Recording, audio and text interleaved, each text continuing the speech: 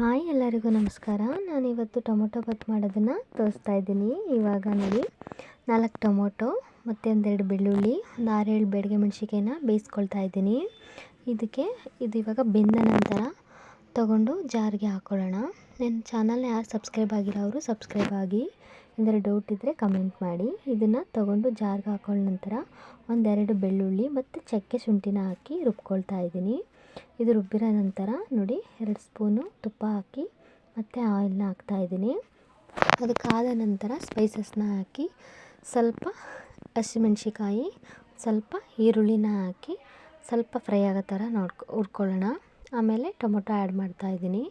ಟೊಮೊಟೊನ ನಾನು ಇದಕ್ಕೂ ಹಾಕ್ತೀನಿ 2 ಮತ್ತು ಬಟಾಣಿ ಹಾಕ್ತಾಯಿದ್ದೀನಿ. ನೋಡಿ ಇವಾಗ ಇದನ್ನೆಲ್ಲ ಸ್ವಲ್ಪ ಹುರ್ಕೊಳ್ಬೇಕು. ಈ ಥರ ಸ್ವಲ್ಪ ಎಣ್ಣೆ ಬಿಡೋ ಥರ ಆದಮೇಲೆ ನಾನು ರುಬ್ಕೊಂಡಿರೋ ಮಸಾಲೆನ ಹಾಕ್ತಾಯಿದ್ದೀನಿ. ಇವಾಗ ಇದು ಸ್ವಲ್ಪ ಎಣ್ಣೆ ಬಿಟ್ಕೊಂಡ ನಂತರ ರುಚಿ ಹಾಕ್ಬಿಟ್ಟು 2 ಲೋಟ ರೈಸ್ ಹಾಕಿ ಕುಕ್ಕೊಳ್ಳೋಕೆ ಬಿಡ್ತೀನಿ. ಅದು ಬಾತು ಇವಾಗ ರೆಡಿ ಆಗಿದೆ ನೋಡಿ. ಇವಾಗ ನಾನು ಬಾತ್ ಜೊತೆ ವಡೆ ರೆಡಿ ಮಾಡ್ಕೊಳ್ತಾ ಇದ್ದೀನಿ. ಹಳ್ಳಿ ಸ್ಟೈಲ್ ಮಾಡ್ತಾರಲ್ಲ ಆ ಥರ ಅಲಸಂದೆ ಕಾಳು ವಡೆ. ಒಂದು ಅರ್ಧ ಗಂಟೆ ಕಾಳನ್ನ ನೆನೆಸಿದ್ದೆ. ಇವಾಗ ಅದು ನೆಂದಿದೆ.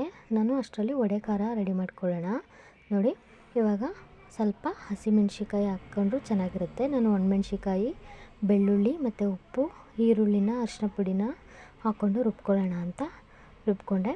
ನೋಡಿ ಇವಾಗ ಇದು ರುಬ್ಬಿದೆ.